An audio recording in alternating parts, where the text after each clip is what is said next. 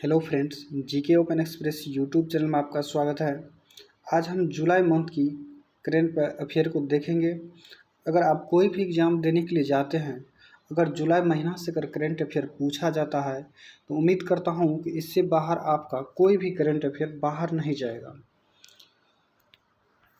चलिए, जो कि इसमें दिया गया है दोस्तों, जुलाई माह का दिवस दिया गया है और पेरिस ओलंपिक का केंद्रीय बजट और विंबलडन ओपन 2024 खेल संबंधित सभी करंट अफेयर 2024 दोस्तों इसमें संग्रहित किया गया है। और आगे हैं दोस्तों, जैसे कि 3 नए कानून और महत्वपूर्ण तथ्य और बुक एवं लेखक, और दोस्तों 300+ वस्तुनिष्ठ प्रश्न जुलाई माह की जो भी इसमें अंकलित किया गया है।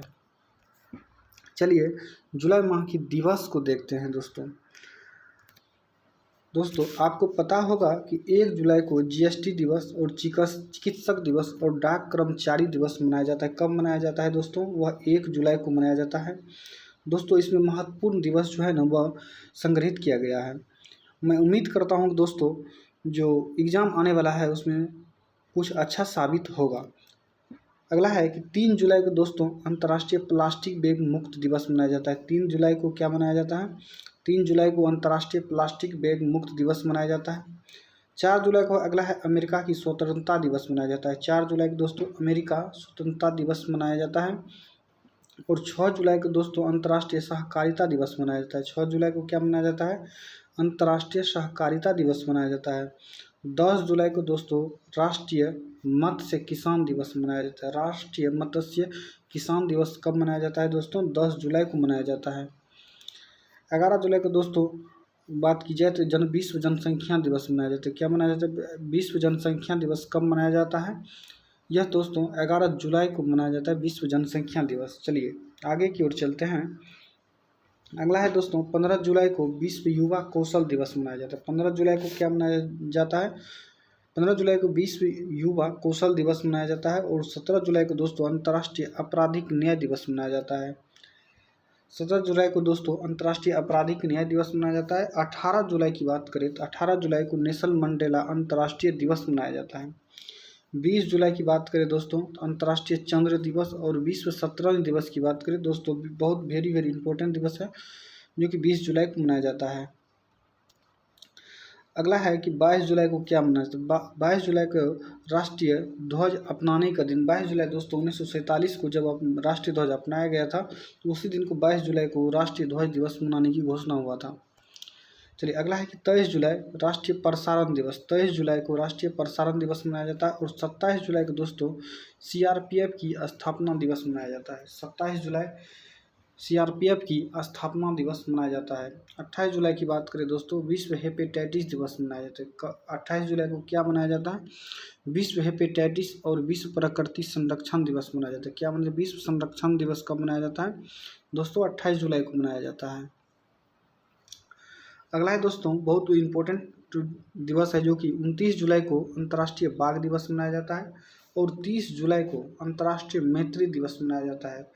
29 जुलाई को दोस्तों अंतर्राष्ट्रीय बाघ दिवस और 30 जुलाई को अंतर्राष्ट्रीय मैत्री दिवस मनाया जाता है। और एक दोस्तों यह याद रखिएगा 26 जुलाई को कारगिल विजय दिवस मनाया जाता है। क्या मनाया जाता है 26 जुलाई को? कारगिल विजय दिवस की बात करें तो 26 जुलाई को मनाया जाता है। चलिए दोस्तों आगे की ओर चलते हैं। अगला है कि पेरिस ओलंपिक की बात करते हैं।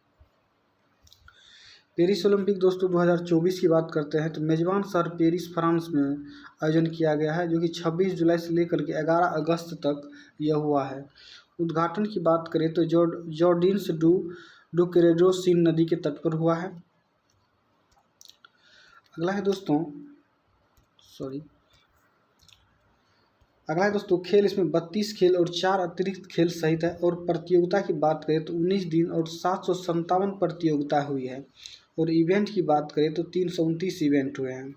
और एथलीट की बात करें पूरी दुनिया से दोस्तों 10,500 भाग लिए थे। और भारतीय दल की बात करें तो 117 भारतीय इसमें शामिल हुए थे। और 16 खेलों में दोस्तों यह भाग लिए थे।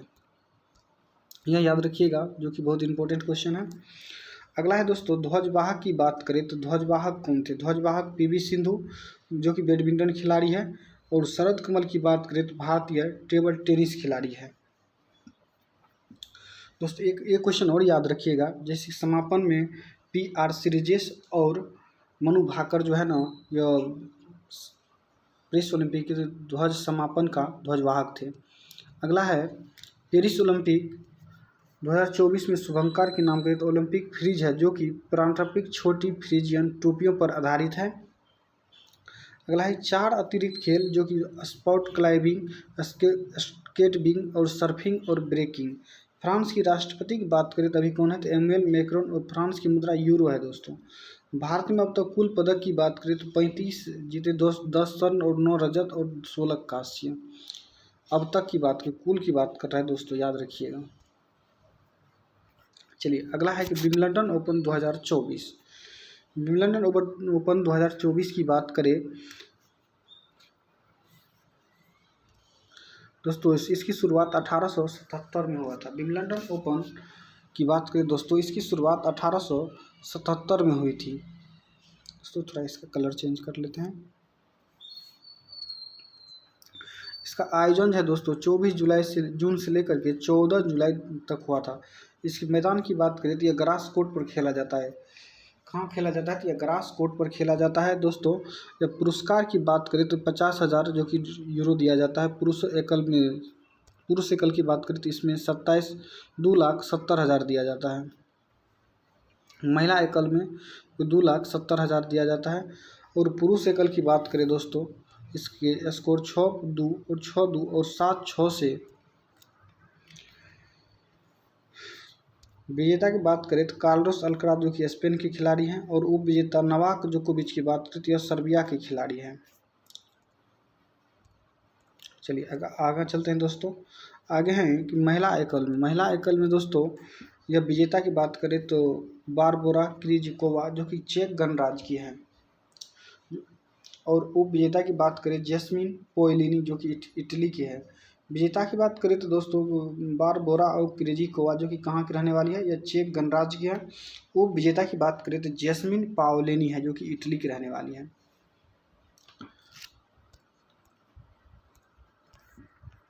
चलिए दोस्तों आगे चलते हैं।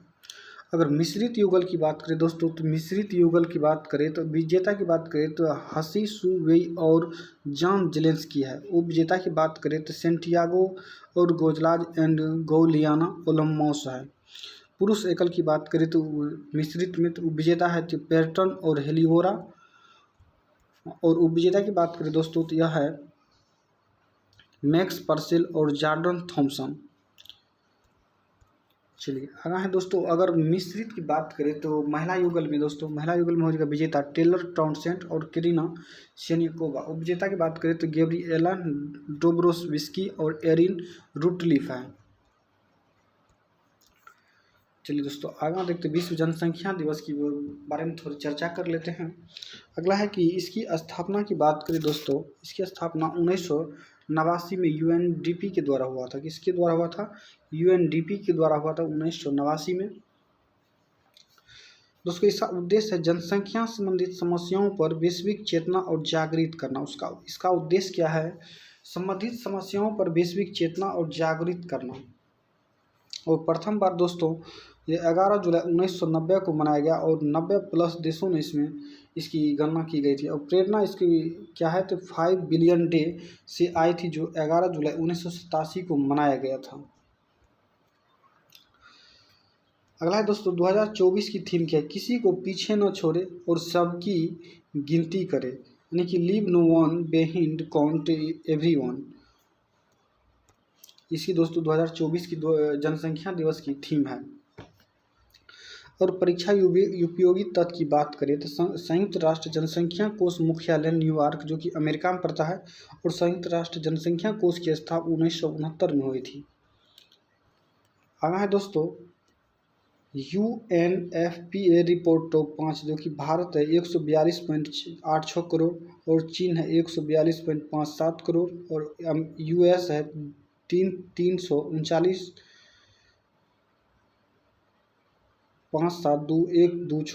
इंडोनेशिया की बात करें दोस्तों तो जो कि यहाँ दिया गया है, और पाकिस्तान इतना है। वर्तमान में विश्व की जनसंख्या 8 अरब के पास पहुँच चुकी है।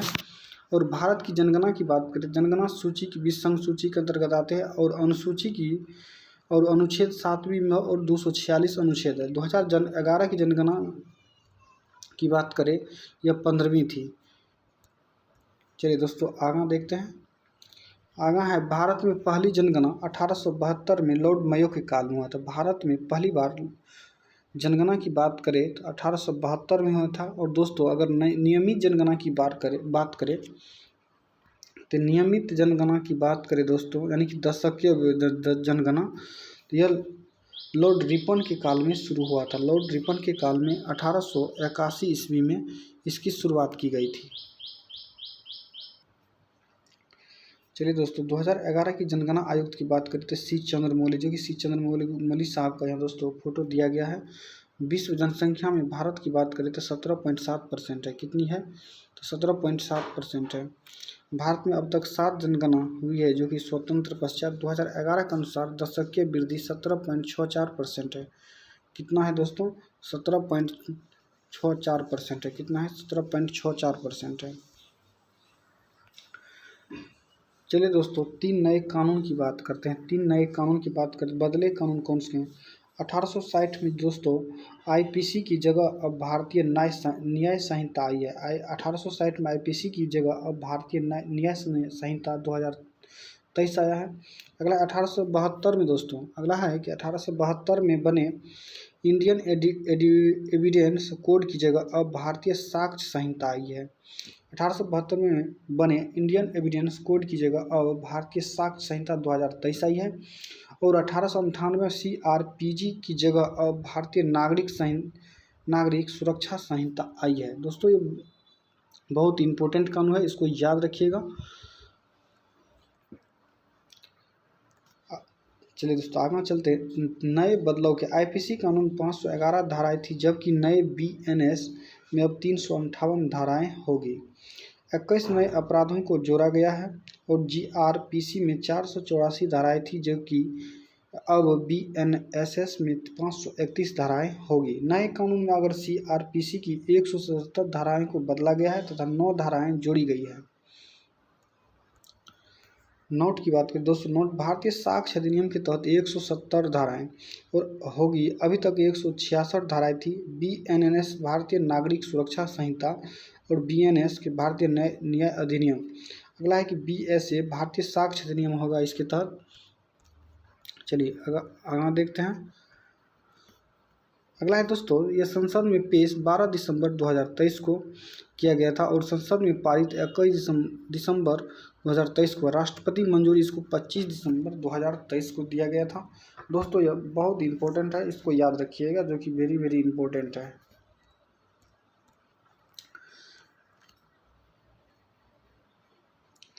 चलिए दोस्तों धारा बदली गई है, उसके बारे में डिस्कस करते हैं।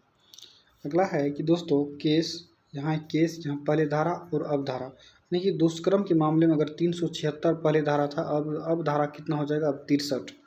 अगर ठगी है तो किसी को ठगते हैं या ठगा जाता है तो उसके लिए 420 था पहले, अब 316 हो गया है। हत्या के प्रयास दोस्तों 307, अब 109 में इसकी प्रावधान किया गया है। अगला है दोस्तों, अगर किसी को हत्या करता है तो 302 था, अब 101 हो गया है। किसी को अगर हत्या करता है तो दोस्तों पहले 302 था, अब इसको 101 में रखा गया है। चलिए दोस्तों कुछ अन्य बिंदु के बारे में देखते हैं। अन्य बिंदु क्या है? तो अन्य बिंदु, जो कि दोस्तों अन्य बिंदु इस प्रकार से हैं कि नए कानून से आधुनिक न्याय प्रणाली स्थापित होगी और जीरो एफआईआर पुलिस में अब ऑनलाइन शिकायत दर्ज कराना और SMS के जरिए सामान भेजने जैसी सुविधा होगी। सभी अघन्य अपराधों के वारदात स्थल की अनिवार्य वीडियोग्राफी जैसे प्रावधान शामिल होंगे। अगला है दोस्तों, फैसले के 7 दिन के भीतर सजा सुनानी होगी। फैसले के 7 दिन के भीतर सजा सुनानी होगी।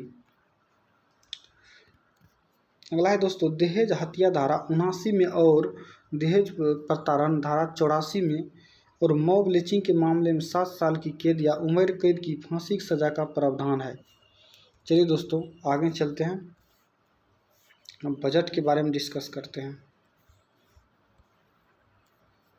दोस्तों बजट में 9 प्राथमिकता दी गई है। बजट में अब की बार में 2024 में दोस्तों बजट पेश किया गया, इसमें 9 प्राथमिकता दी गई है। आपसे पूछ सकता है दोस्तों, जो 2024 में जो बजट पेश किया गया है इसमें कितनी प्राथमिकता दी गई है। इसमें दोस्तों 9 प्राथमिकता दी गई। कितनी दी गई है, तो 9 दी गई है।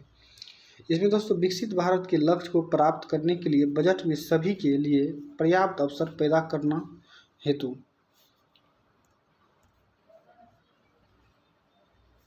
दोस्तों यह केंद्रीय बजट 2024 है। अगर बात करें बजट की, तो बजट की निर्मला सीतारमन ने 7वीं बार इसको पेश किया है। इसमें फोकस 4 प्रमुख बिंदु है दोस्तों, गरीब, युवा, अन्नदाता और नारी को जो दोस्तों मुख्य फोकस में रखा गया है। इसमें किसको किसको रखा गया है, तो गरीब, युवा, अन्नदाता और नारी को जो है दोस्तों मुख्य फोकस किया गया है। आगे दोस्तों कैसे खर्च होगा केंद्र और सरकार का पैसा, तो चलिए उसको देखते हैं। 2024 और 25 के लिए बजट जो अनुमान रुपया है करोड़ में कुल 48 करोड़ 20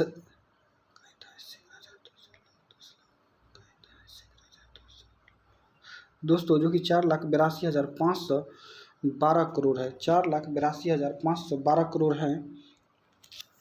चलिए आगे है दोस्तों, ब्याज भुगतान जो है ना, इसका हो जाएगा दोस्तों, ब्याज भुगतान कितना है। ब्याज भुगतान की बात करें दोस्तों, इसमें 11,62,940 रुपया देना खर्च किया जाएगा। और परिवहन की बात करें तो 5,44,128 रुपया खर्च किया जाएगा इस पर। दोस्तों अगर रक्षा की बात करें तो 4,54,773 रुपया खर्च होगा रक्षा पे। अगर दोस्तों प्रमुख सब्सिडी की बात करें 3,81,175 रुपया इसमें खर्च किया जाएगा। अगर राज्यों की बात करें तो राज्यों का अंतरण 3,22,787 होगा और ग्रामीण विकास के लिए 2,65,808 होगा। दोस्तों इसको याद रखिएगा, जो कि एग्जाम पॉइंट के लिए बहुत अच्छा है।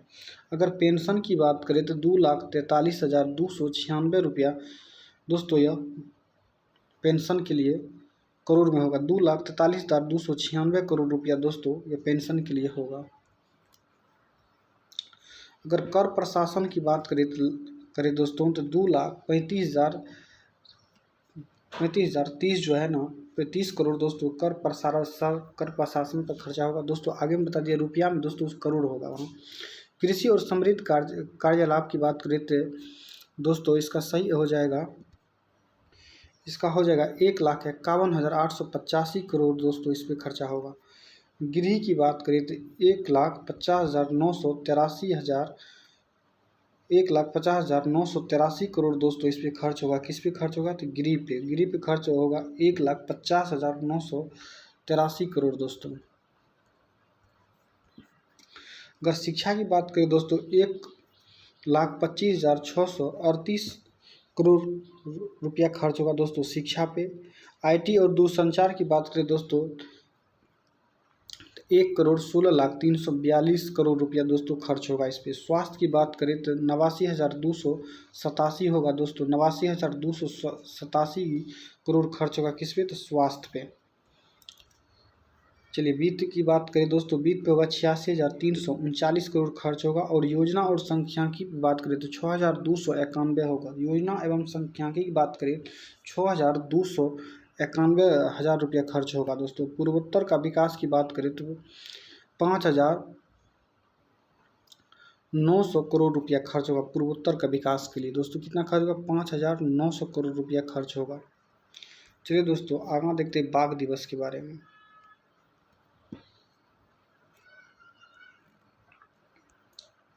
कुछ इसकी महत्वपूर्ण तथ्य की बात करें दोस्तों,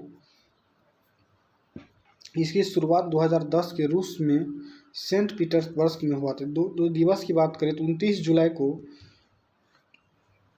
बाघ दिवस मनाया जाता है। अधिनियम की बात करें तो वन जीव संरक्षण अधिनियम 1973 में आया था, प्रोजेक्ट 72 में आया था दोस्तों। और प्रोजेक्ट टाइगर की बात करें तो 1973 में आया। वन जीव संरक्षण अधिनियम की बात करें 1972 और प्रोजेक्ट टाइगर की बात करें तो 1973 में आया था।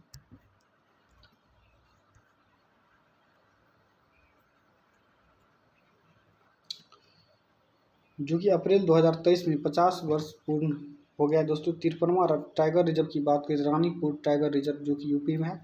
53वां टाइगर रिजर्व की बात करें तो रानीपुर टाइगर रिजर्व है। दोस्तों ये बाघ दिवस 29 जुलाई को मनाया जाता है। और 2016 की बात करें दोस्तों, 2016 में कितना था, 2014 से 11 था, 2006 में 14 से 11 था, 2010 में 1706 और 2014 में 2226 था। और दोस्तों 2018 की बात करें तो 2967 था। और 2022 की बात करें दोस्तों तो 3167 है। 6.7% की जो कि वृद्धि हुआ है। चलिए दोस्तों आगे चलते हैं। आगे दोस्तों, भारत में पहली बाघ गणना 2006 में हुई थी। और बाघ की गणना की दोस्तों बात करें दोस्तों, ये 4 वर्ष के अंतराल पर होता है। 2022 में आंकड़े की रिपोर्ट दोस्तों 5वां चक्र था। और 6.7 की वृद्धि दर के साथ 3167। प्रोजेक्ट टाइगर की बात करें दोस्तों, 1973 में उत्तराखंड के जिम कॉर्बेट राष्ट्रीय उद्यान में इंदिरा गांधी द्वारा लॉन्च किया गया था। दोस्तों याद रखिएगा, जो कि बहुत अच्छा क्वेश्चन है, एग्जाम में पूछा जा सकता है। वर्तमान में कुल 53 टाइगर रिजर्व है, जो कि दोस्तों आपको पहले बता दिया गया है। सबसे बड़ा टाइगर रिजर्व की बात करें तो नागार्जुन सागर है आंध्र प्रदेश में। सबसे छोटा टाइगर रिजर्व की बात करें तो बोर, जो कि कहाँ था, महाराष्ट्र में है। प्रोजेक्ट चीता की बात करें दोस्तों, 5 वर्षों में कुल 50 चीतों को भारत लाने की योजना है। प्रोजेक्ट चीता की बात करें तो 5 वर्षों में कुल 50 चीतों को भारत लाने की योजना है।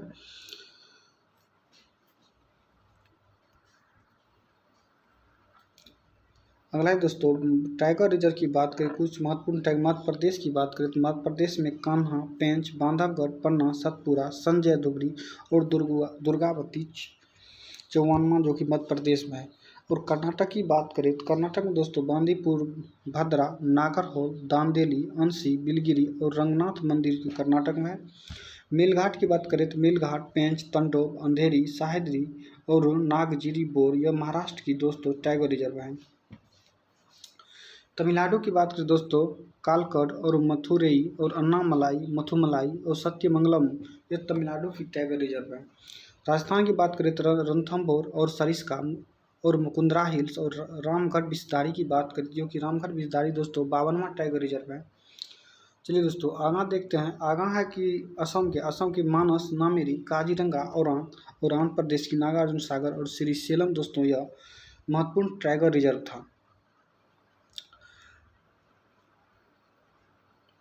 आगे है दोस्तों छत्तीसगढ़ की, जो कि बात करें तो छत्तीसगढ़ में दोस्तों छत्तीसगढ़ की हो जाएगी छत्तीसगढ़ इंद्रावती और आचन कमर, उदंती और सीतान। और अरुणाचल प्रदेश की बात करें तो नामदफा और पकाई और कमल गंगा हो जाएगा। नामदफा, पकाई और कमल गंगा। उत्तराखंड की बात करें दोस्तों, उत्तराखंड में जिम कॉर्बेट और राजा जी। सबसे पुराना कौन सा है तो जिम कॉर्बेट नेशनल पार्क है, जो कि उत्तराखंड का। पश्चिम बंगाल में देखिए सुंदरबन और बुक्सा कहाँ की है तो पश्चिम बंगाल की टाइगर रिजर्व है। उड़ीसा की बात करें तो सिमलीपाल और सातकोशिया जो कि उड़ीसा की है। झारखंड की बात करें तो पलामू। मिजोरम की बात करें दम्पा। बिहार की बात करें तो वाल्मीकि में अगर बात की जाए वाल्मीकि टाइगर रिजर्व की, बिहार की एकमात्र tiger reserve Valmiki tiger reserve है। केरल की बात करें तो केरल में दोस्तों पेरियार और पारम्बिकुलम। और तेलंगाना की बात करें तो कब्बल। दोस्तों यह महत्वपूर्ण टाइगर रिजर्व था। दोस्तों इसको दोबारा रिवीजन कर लीजिएगा, जो कि महत्वपूर्ण। आगे है दोस्तों उत्तर प्रदेश की बात करें दोस्तों, दुधवा जो कि उत्तर प्रदेश में, आमनगढ़ और पीलीभीत और रानीपुर की बात करें दोस्तों, यह 1987 और 88 में बनाया गया था दुधवा को। और आमनगढ़ को 2012 में और पीलीभीत और रानीपुर को 2022 में बनाया गया था दोस्तों। चलिए दोस्तों करंट अफेयर का रिवीजन करते हैं, जो कि 1 जुलाई से लेकर के दोस्तों 31 जुलाई का रिवीजन किया जाएगा। जैसे कि 1 जुलाई की करंट अफेयर है दोस्तों, इसको देखिएगा। दोस्तों उम्मीद करता हूँ आप किसी भी एग्जाम देने के लिए जाते हैं, जैसे जुलाई मंथ की अगर करंट अफेयर आपको पूछा जाएगा, यानी कि यूपीएससी, पीसीएस, एसएससी, रेलवे, आपको उससे क्वेश्चन नहीं छूटेगा। मैं यह उम्मीद करता हूँ दोस्तों। अगर इसको बार बार अगर 2 बार देख के जाइएगा तो 2 बार 3 बार तो ये क्वेश्चन नहीं छूटेगा आपसे। चलिए अगला क्वेश्चन है दोस्तों, 30वें सेना प्रमुख के रूप में किसने कार्यभार संभाला है। तो अगर बात करें तो 30वें सेना प्रमुख के रूप में किसने कार्यभार संभाला है दोस्तों, तो यह उपेंद्र द्विवेदी। क्या हो जाएगा दोस्तों, इसका उपेंद्र द्विवेदी सही आंसर हो जाएगा। अगला है दोस्तों, महाराष्ट्र की पहली महिला मुख्य सचिव के रूप में किसने पदभार ग्रहण किया है। महाराष्ट्र की पहली महिला मुख्य सचिव के रूप में किसने पदभार ग्रहण किया है दोस्तों? इसका सही हो जाएगा सुजाता सैनिक। कौन हो जाएगा? सुजाता सैनिक की बात करें दोस्तों, इसका सही आंसर हो जाएगा ऑप्शन नंबर ए। अगला है कि हाल ही में खबरों में रहा मिनामी टोरोशिमा द्वीप किस देश से संबंधित है? हाल ही में खबरों में रहा मिनामी टोरोशिमा द्वीप किस देश से संबंधित है? इसका सही आंसर हो जाएगा ऑप्शन नंबर बी दोस्तों, जापान। क्या हो जाएगा? इसका जापान इसका सही आंसर हो जाएगा। अगला है कि ग्लोबल इंडिया एआई शिखर सम्मेलन 2024 का आयोजन कहाँ किया जाएगा? इसका सही आंसर हो जाएगा ऑप्शन नंबर ए, दिल्ली में किया जाएगा दोस्तों। अगला है कि हाल ही में किस भारतीय ऑलराउंडर ने T20 इंटरनेशनल क्रिकेट से संन्यास लिया है? तो रविंद्र जडेजा। क्या हो जाएगा? इसका सही आंसर रविंद्र जडेजा हो जाएगा दोस्तों। अगला है दोस्तों, भारत में राष्ट्रीय चिकित्सक दिवस कब मनाया जाता है? दोस्तों 1 जुलाई को मनाया जाता है। राष्ट्रीय नेशनल डॉक्टर डे की बात करें दोस्तों, 1 जुलाई को मनाया जाता है। चलिए अगला क्वेश्चन है कि हाल ही में किस राज्य में मुख्यमंत्री मेरी लाडली बहन योजना शुरू की गई? दोस्तों यह महाराष्ट्र में शुरू की गई है। हाल ही में किस राज्य में मुख्यमंत्री मेरी लाडली बहन योजना शुरू की गई है? तो दोस्तों यह महाराष्ट्र इसका सही आंसर हो जाएगा। अगला है कि उत्तर प्रदेश के किस जिला में बायोप्लास्टिक को पार्क स्थापित किया जाएगा? दोस्तों यह लखीमपुर खीरी में। उत्तर प्रदेश के किस जिला में बायोप्लास्टिक पार्क स्थापित किया जाएगा? दोस्तों यह लखीमपुर खीरी में स्थापित किया जाएगा। चलिए अगला है दोस्तों, संपूर्ण जीव जंतुओं की सूची तैयार करने वाला पहला देश कौन सा बना है? संपूर्ण जीव जंतुओं की सूची तैयार करने वाला देश कौन सा बना है? दोस्तों इसका सही आंसर हो जाएगा ऑप्शन नंबर बी, भारत। संपूर्ण जीव जंतुओं की सूची तैयार करने वाला पहला देश कौन सा बना है? तो यह भारत हो जाएगा इसका सही आंसर दोस्तों। चलिए अगला है 1 जुलाई की दोस्तों ये लास्ट क्वेश्चन होगा कि पीएम मोदी ने हाल ही में किसके जीवन पर आधारित 3 पुस्तकों का विमोचन किया है? दोस्तों एम वेंकैया नायडू की बात करें जो कि उपराष्ट्रपति थे और 13वें उपराष्ट्रपति थे दोस्तों यह। चलिए दोस्तों अब 2 जुलाई की बात करते हैं। 2 जुलाई की करेंट अफेयर को दोस्तों रिवीजन करते हैं। अगर आप ना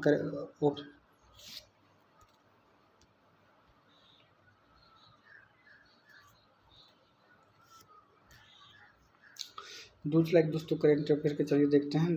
अगला क्वेश्चन है कि संयुक्त सैन्य अभ्यास मैत्री का आयोजन भारत और किस देश के बीच किया जाता है?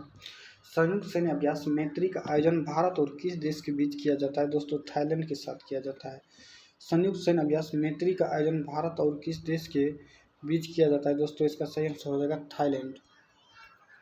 चलिए अगला क्वेश्चन है कि हाल ही में किस देश ने यूरोपीय संघ परिषद की अध्यक्षता संभाली है? हाल ही में किस देश ने यूरोपीय संघ परिषद की अध्यक्षता संभाली है?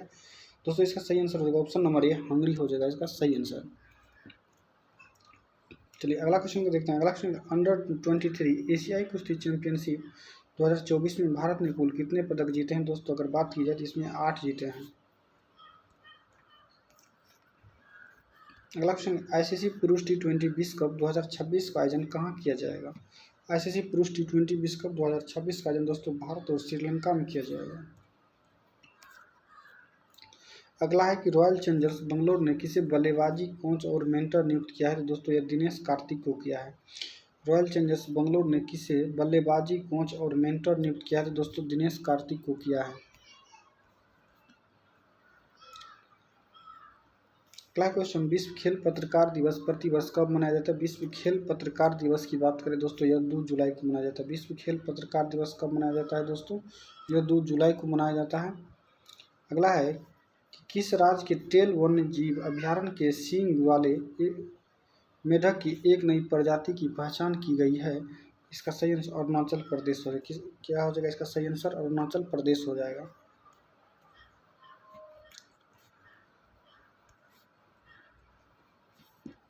अगला है कि किस खिलाड़ी ने प्रतिष्ठित लियोन मास्टर्स शतरंज चैंपियनशिप में अपनी 10वीं जीत हासिल की है? दोस्तों यह हो जाएगा option number A, Vishwanath Anand हो जाएगा इसका सही आंसर। अगला है कि महाराष्ट्र के किस जिला में तोपखाने संग्रहालय का उद्घाटन किया गया है?